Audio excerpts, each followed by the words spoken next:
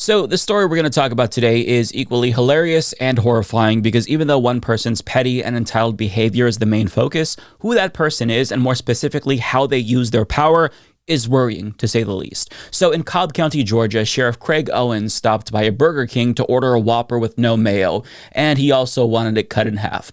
When he got his order, it turned out they did not customize it to his liking, even though Burger King promises that you can have it your way. So logically, he confronts the fast food worker who took his order about this, but the details about that confrontation are completely unclear. What we do know is that after the confrontation was over, Sheriff Owens still was very dissatisfied. Now, he claims that they refused to correct the mistake that they made. I don't necessarily think that he's telling the truth, or perhaps he's leaving out some details here. And just putting aside the fact for a moment that he's a sheriff, the customer is almost always wrong. I say this because I used to work in retail and fast food for years, and in my experience, this whole saying about the customer always being right is complete and utter horseshit. In actuality, workers in the service industry, they're told to treat customers as if they're always right, but 9 times out of 10, they're dead wrong and smug about it. Now, that saying, I think it fostered this sense of entitlement among customers in America, where they think that they can treat workers like shit and get away with it because they're always right? As the saying goes. So my gut tells me that we're not getting the full story from Sheriff Owens because I'm assuming that the customers, or rather the fast food workers, did try to correct the order, but he probably still wasn't satisfied. He either wanted it comped entirely or wanted something for free or something like that. Either way, he left dissatisfied, but the story wasn't over yet because he then proceeded to use his authority as a sheriff to literally call for backup. And not 1, not 2, but 3 police officers showed up to address the fucked up Burger King order. And what you're about to see now is the body cam footage from that kerfuffle.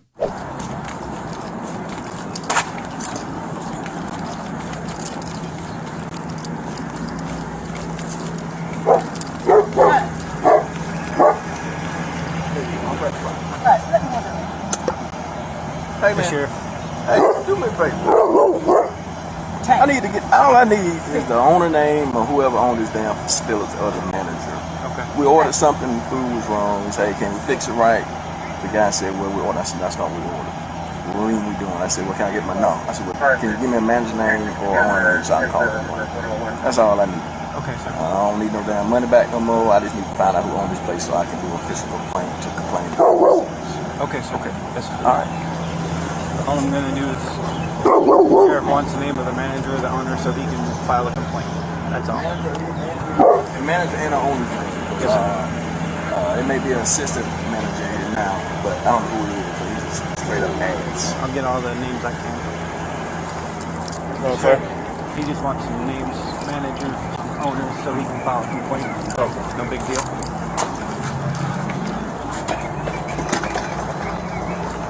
They're gonna,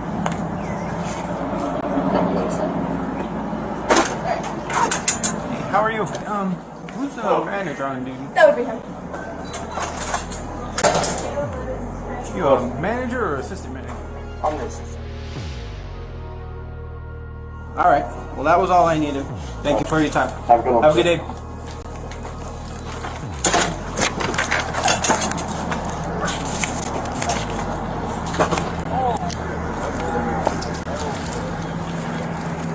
and you said the old Kmart after that. Yeah, I said the old Kmart you were talking about, right? Oh, yeah, absolutely. It's an assistant manager working right now. He didn't want to give his last name, but his name was Did we get the manager's name? Yeah, the manager is. That's her phone number. Okay. And the people that own this place is. Okay, that's all I needed. All right, sir. Appreciate you, man. Yep, no problem. Have a good day, sir. And he didn't want to give me his information. All he wanted to give me was his That's first name. the white male with the mustache? Yes. Okay. Yeah, he said he felt threatened that somebody was going to do something to him. So Like stalk him or something. it didn't help none.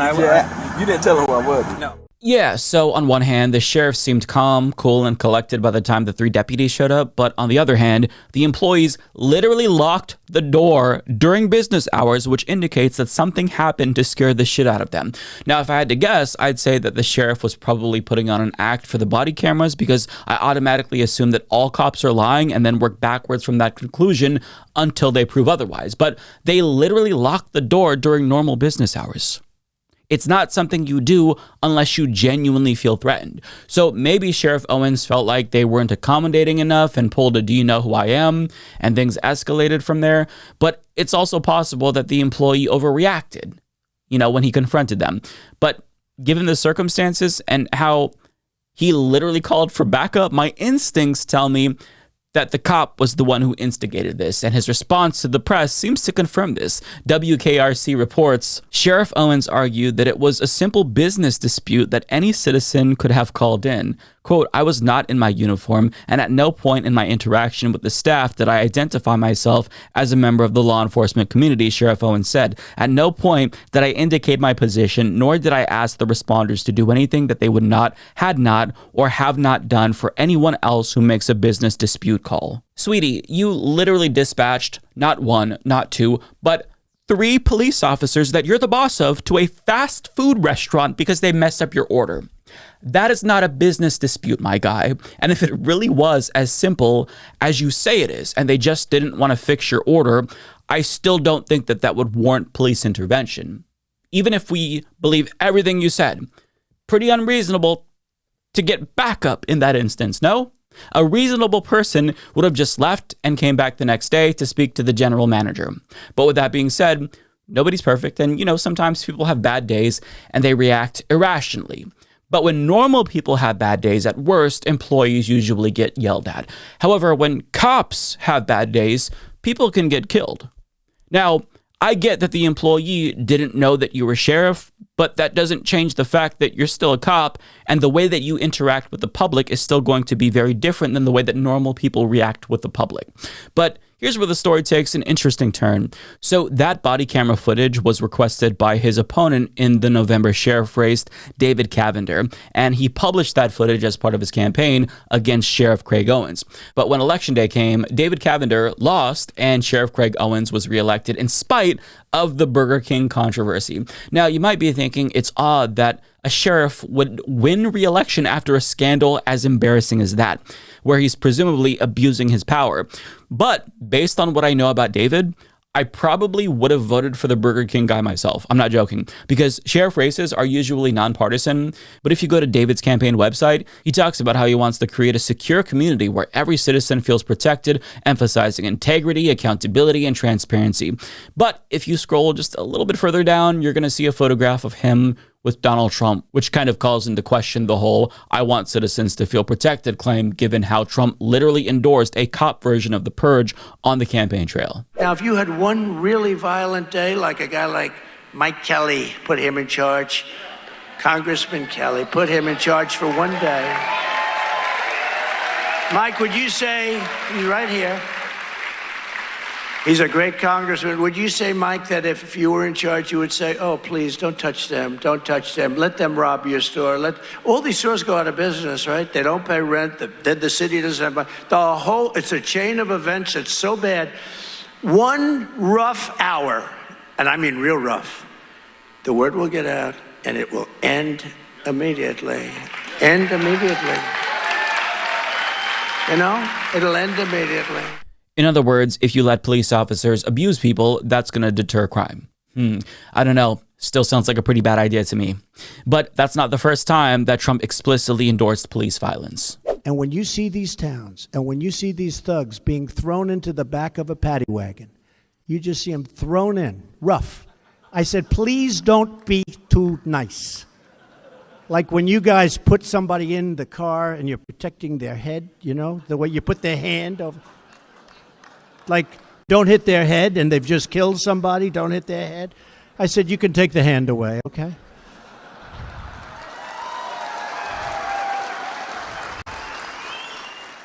The people who sign up to serve and protect were applauding that. Not the best look.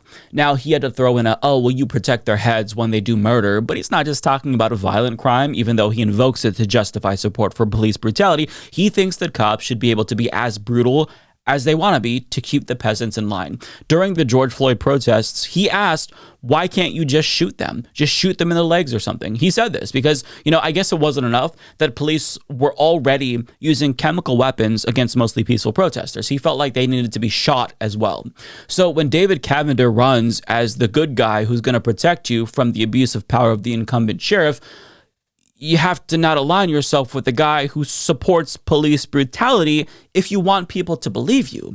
And if you look at the endorsements, Sheriff Owens, the Burger King guy, was actually endorsed by the Working Families Party and Mayor Michael Owens, who's a progressive Democrat who I actually had on this program before when he was running for Congress. But the takeaway isn't that the Burger King guy was a progressive sheriff, because there's no such thing as a progressive sheriff. Policing in America is fundamentally racist and draconian, regardless of how progressive a sheriff may or may not be. But the context is important, because when I saw the body cam footage and found out that he won re-election, I was shocked by this. I thought that I don't understand how people can rationalize their vote for somebody like that. But when I found out who his opponent was, I thought, actually, that does make a lot of sense. It was truly a lesser of two evils situation. But I guess the moral of the story is don't be a Karen. And for the love of God, be nice to fast food workers. They get paid minimum wage to put up with the most entitled people in our society. So if they don't greet you with a smile on their faces, don't take it personally. It's not about you. They're just tired, and they don't get paid enough to put up with the bullshit they put up with. And for the love of God, don't call the police on them if they forget to cut your Whopper in half. Not only can you take a load, you can take the ultimate load, and even better than that you find your true calling and destiny in your willingness to take the ultimate load. Have it your way, buddy.